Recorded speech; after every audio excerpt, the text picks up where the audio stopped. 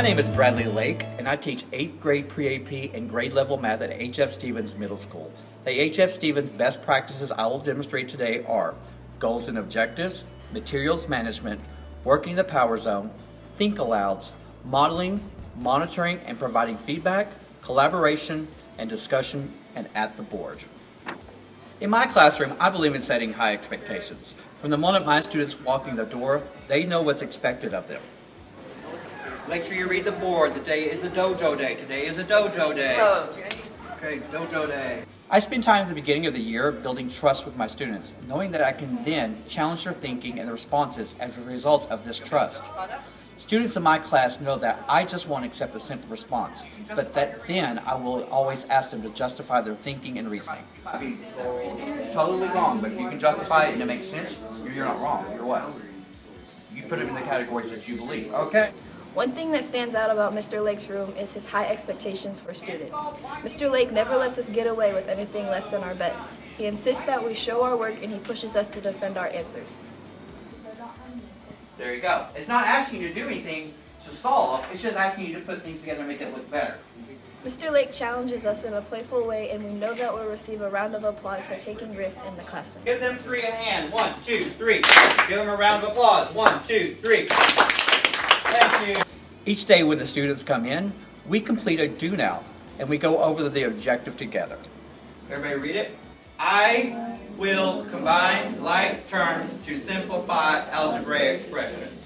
I always have the materials that the students are going to need readily available as they walk in the door. If it's something we're going to use later on in the class period, I have something that's easy for me to grab and pass out in a quickly and timely manner. I very rarely go behind my desk.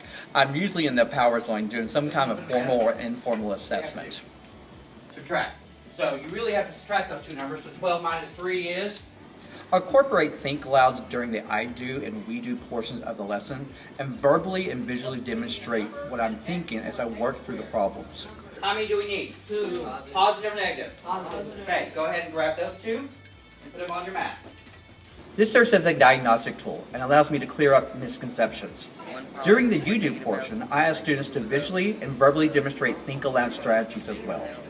And since it's 2 of these, 1 negative, 1 positive, we just take one of these out and still 1x. So the new equation would be x squared plus so what is your, what do you have? 2x minus 1.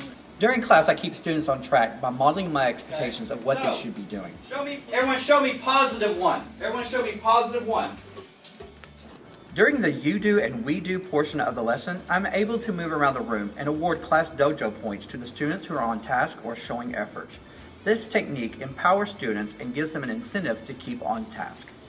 Good job, y'all. Give everybody a dojo point. Y'all doing some good job. I also work the room during the we do portion of the lesson, assisting students who are still struggling with happy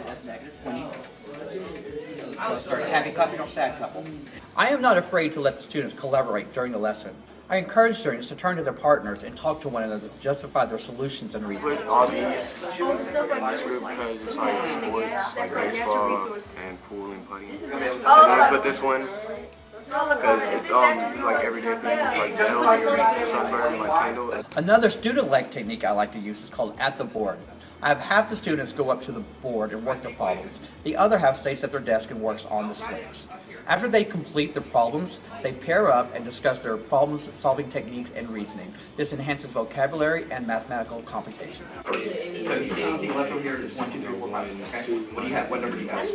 And it's what is it? I really enjoy being in Mr. Lake's math class. Mr. Lake always has us up on our feet, allows us to participate in any lesson. I like being able to work math problems on the board with the partner, and Mr. Lake always comes around to make sure that I understand and that I am successful.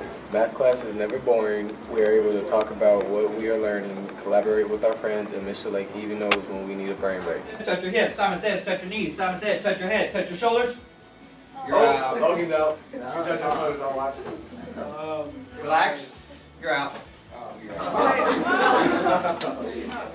I've learned a lot in Mr. Lake's room this year, and I know I'm prepared for 9th grade.